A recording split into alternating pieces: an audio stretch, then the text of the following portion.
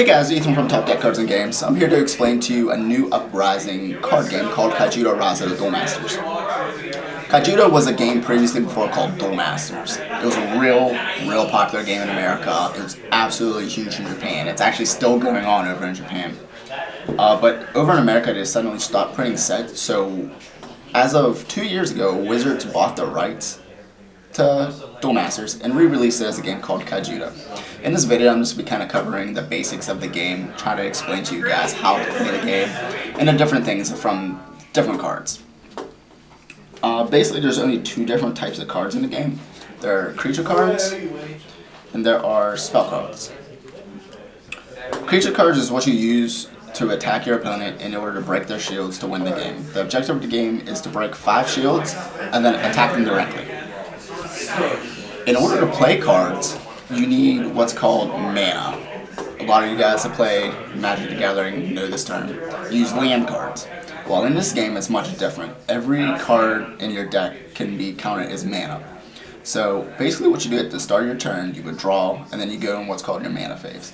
You place cards down your mana zone, and that's how you pay for the cost of your cards. So in order to play this card, I have to have 2 cards in my mana zone. Another thing about tapping to play your cards is one of the cards in the mana zone must be of the corresponding color. Once you put a blue card in your mana zone, you can play any blue card. Once you put any yellow card in there, you can play any yellow card. So on and so forth. There's another type of creature called a blocker. Certain blockers are able to attack, certain blockers can't. Some will have the guard effect, which will allow you not to attack. But this is how you defend against your opponent's attacks. So if this creature were to attack my shields, I can tap this blocker to intercept the attack, and these 2 creatures do battle. You compare power, and then resolve the battle. So if he's lower, he would lose. But in this case, due to his effect, they would stay the same. There are also what's called evolution creatures. These cards are normally more powerful than regular creatures. But to play them, you have to follow certain guidelines, so to say. In order to play this guy, you have to evolve and put on one of your Cyber Lords. Well, in order to play that, I have to pay his cost, it's 3 mana, and then place him on top of the corresponding type. Now, when creatures are played, they normally have what's called summoning sickness, which they can't attack their turn to play. Well, evolutions ignore that. So when you play a card on top and evolve, they can attack the same turn, which really makes them really powerful. Or some of them have effects, so when you evolve, they do corresponding effects like destroy other cards, draw cards, make opponents discard cards. The other types of cards in this game are spells.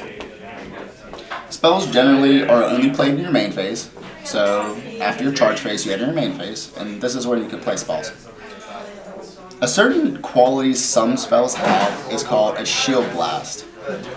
A shield blast is a spell that when it's broken, if it's down in your shield zone, you may cast it for free. Well, a lot of the effects are really strong, and some shield triggers are really big game changers. So say if this card's face down, your opponent attacks it, you look at it, check and see if it's a shield blast, and then you flip it, cast it if you're going to cast it, if not, it goes to your hand.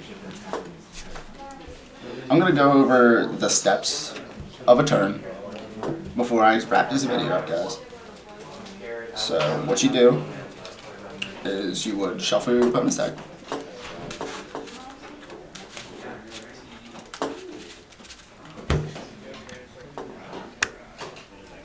Cut your opponent's deck.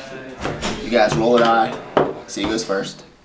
And then you would take the top 5 cards of your deck and place them face down.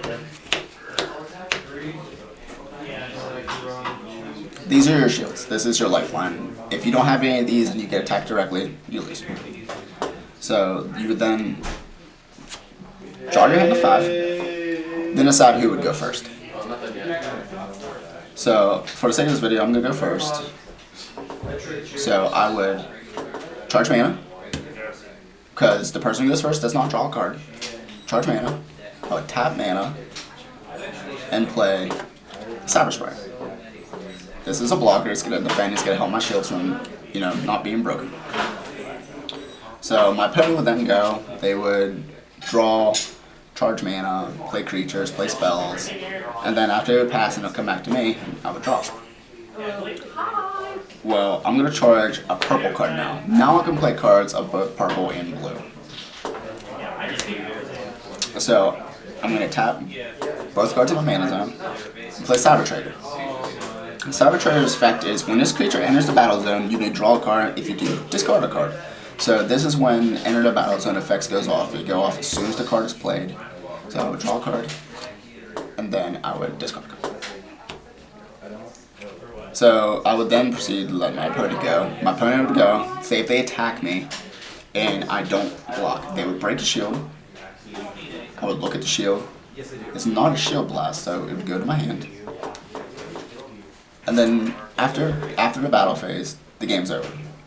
The turn's over. So it'll come back to me, I'll draw. I'll charge mana, and then I can evolve one of my guys.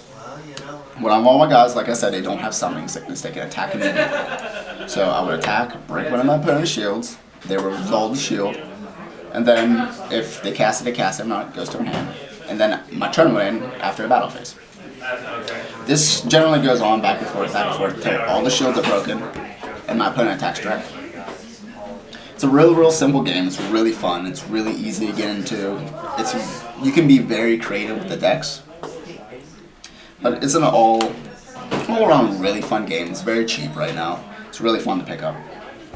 But that's all I got for you guys right now. So I'll see you guys later.